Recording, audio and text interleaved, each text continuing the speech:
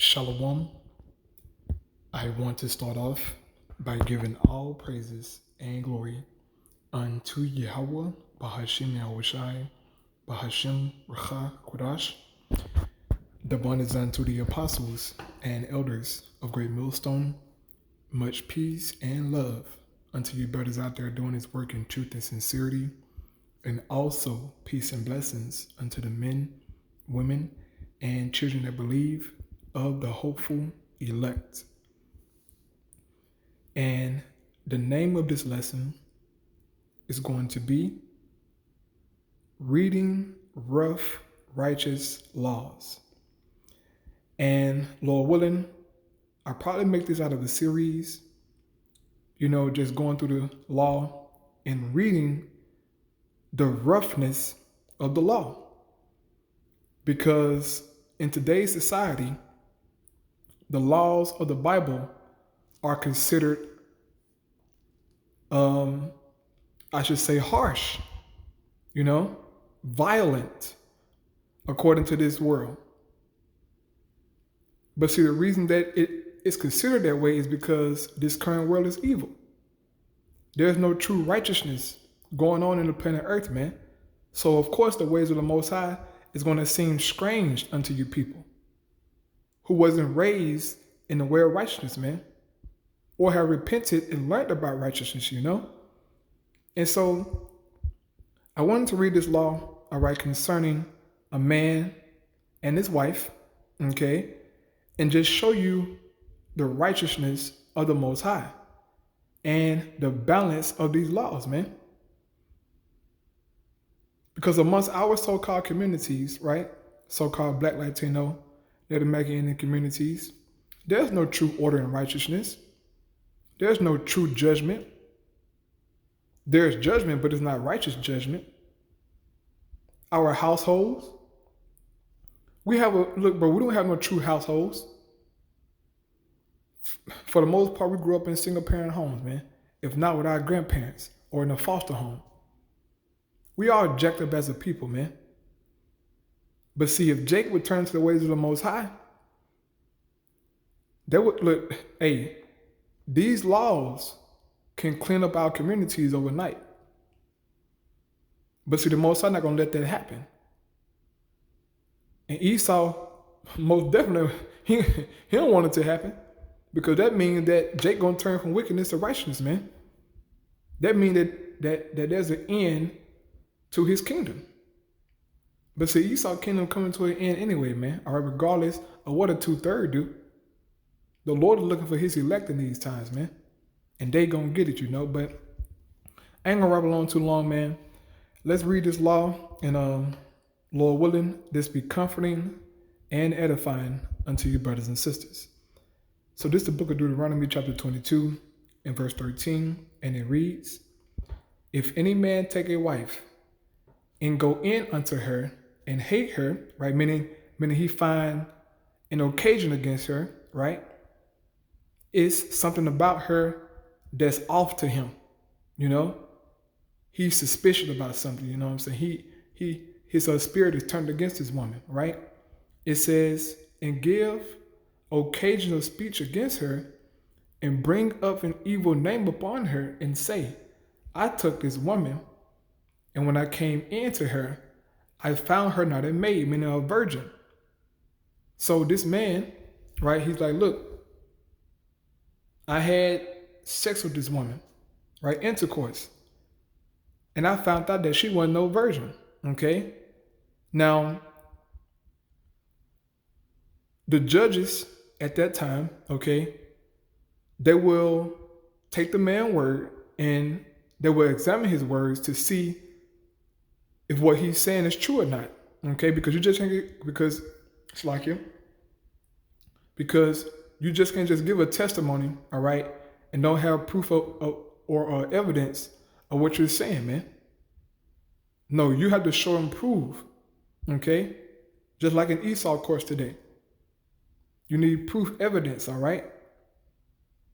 So this man said this about a woman, It says, "Then shall the father of the damsel and her mother take and bring forth the tokens of the damsel's virginity unto the elders of the city in the gate. And one of the token of her virginity would be a cloth, all right? A white cloth with her basically her fluids on it, man, all right? Her blood from her virginity, okay? The parents kept that as a token, all right, as a show to say, look, my daughter was a virgin when this man got her. Okay? It says, and the damsel father shall say unto the elders, I gave my daughter unto this man to wife, and he hated her. And lo, he had given occasion of speech against her, saying, I found not thy daughter a maid, and yet these are the tokens of my daughter's virginity, and they shall spread the cloth before the elders of the city. So sometimes, all right, the man could lie, but then he get proven wrong, man. As in the case of this father right here, all right, or this situation. This damsel father, okay, had her tokens of virginity and spread them before the elders to show and prove that, hey, look, my daughter was a virgin when this man got her. And so this is the judgment for lying.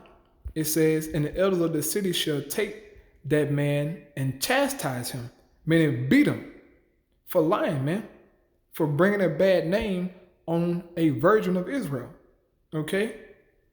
Calling her a whore, basically. Our forefathers didn't play that, man.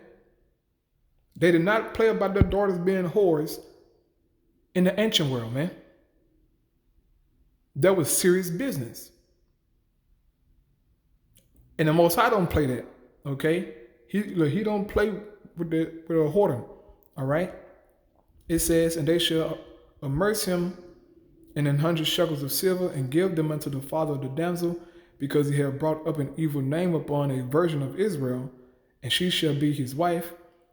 He may not put her away all his days. So that man get beat, then he got to pay 100 shekels to the father, man, for lying on a virgin in Israel. And now he can never put that woman away. He can't divorce her or nothing. He got to deal with her until he die or she die. For lying on a woman, man. Okay? And that happens, you know? That happens in today's society, man. But see, society's so jacked up these days, boy, you ain't running across no virgin past. I say, ooh wee. If you find a virgin in her 20s, bro, the Lord have mercy on you. Okay? But that's a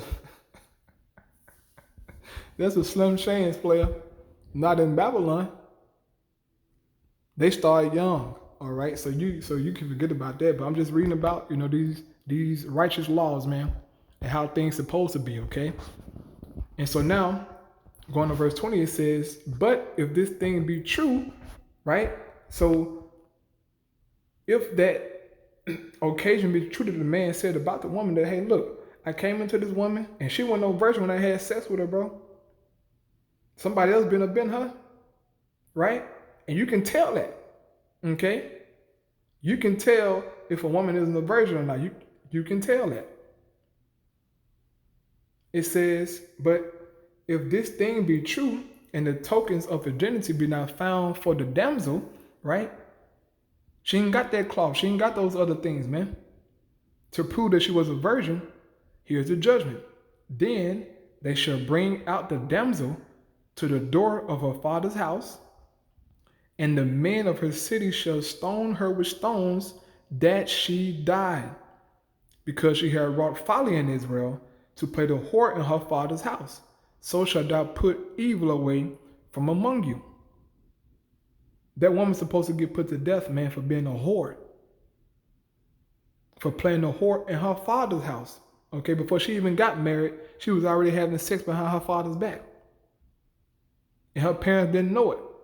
And her parents married her off as if she was already, you know, a virgin. You know, that was ignorant of it, man. But come to find out, she was a whore. So this woman has to die. Now try to execute this law in today's society with these women, man. Esau Edom will throw you under the jail. You will be the most hated man in the world, all right, for executing a woman for being a whore. Do you know how many women in Babylon would be dead right now if this law were executed, bro? It would be millions, okay? Millions of women laid out for being a whore. And this is the roughness of the scriptures that people don't like. But it's righteous though, okay? It's a righteous thing to do this, man. I was watching the TV show A Forensic File, man, and it was a case, about an Edomite and his woman, okay, a Greek woman, who was cheating on him with a Northern Kingdom Jake, man, all right, Issachar, I believe. And when the Edomite found out, bro, he killed his wife. That was a righteous act to do because she committed adultery, bro. But that man got put in jail. It's like he got put in jail for that. But that's a righteous act according to the Most High God. Adultery is wrong. Whether it's committed by the man or the woman, it's wrong. And the sentence for that is death, man. But see, you people not ready for that, okay?